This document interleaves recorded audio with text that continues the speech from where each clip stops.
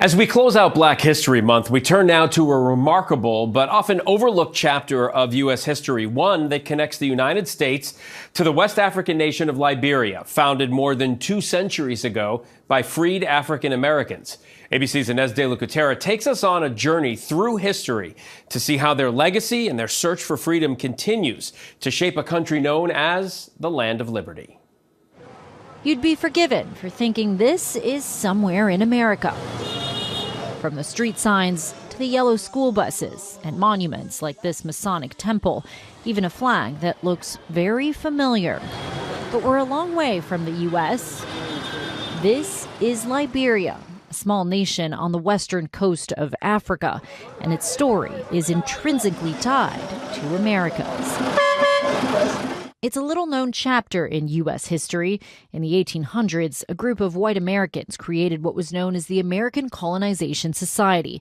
Its aim was to repatriate formerly enslaved Americans to Africa, even though many had been in the U.S. for generations. Liberian historian Dr. C. Patrick Burrows. They aimed to form a colony in Africa and to have free blacks who chose to leave and go to Liberia. They were joined by people who were politicians and who thought that the repatriation of blacks to Africa was important to preserve stability in the U.S.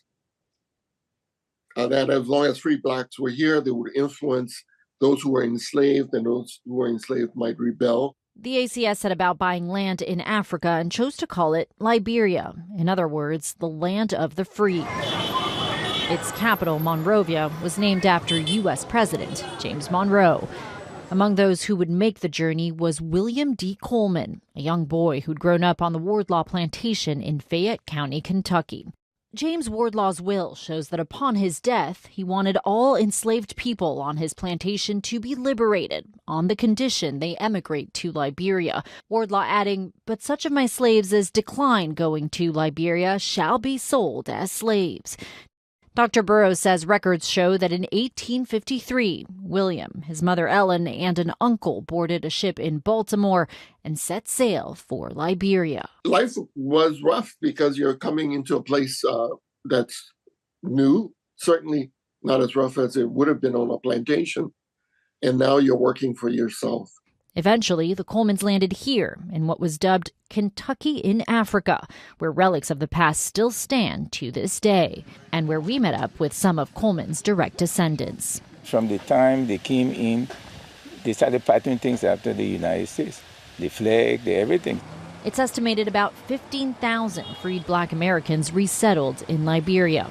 They set about building a country based on what they knew, overcoming some challenges from the local population. In the Liberian jungle, one can still find buildings that look almost identical to those in the American South. These are the buildings that people who came from the U.S. had built.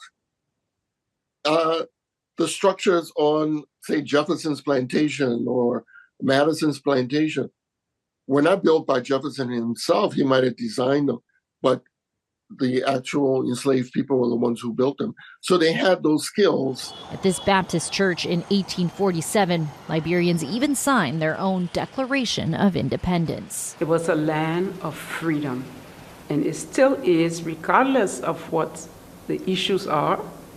Liberia is still a land of freedom.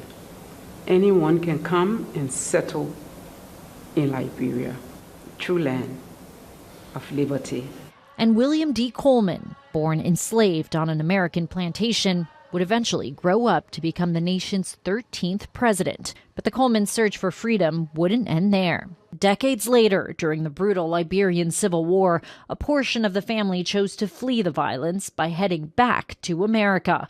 Outside of Washington, D.C., we meet 93-year-old Genevieve Coleman Garnett and her son James. When you get married, right? 19 years old. 19 years old. Okay, and this was in 1951. I don't think anybody ever planned to come back, you know. But when the coup took place, you know, thank God we had a place of refuge that we could come back to, you know, and settle again and try to start all over, you know. But, yeah, I mean, America and Liberia have always had a very close relationship. It's a full cycle, right? Every year now, the Colemans hold a big family reunion. What began in 1998 as a small core gathering of Colemans has now blossomed into a massive event with as many as 300 American and Liberian Colemans attending. We hope that they don't get mixed up and don't know who they are. We wanted them to know them, who they were and where they came from.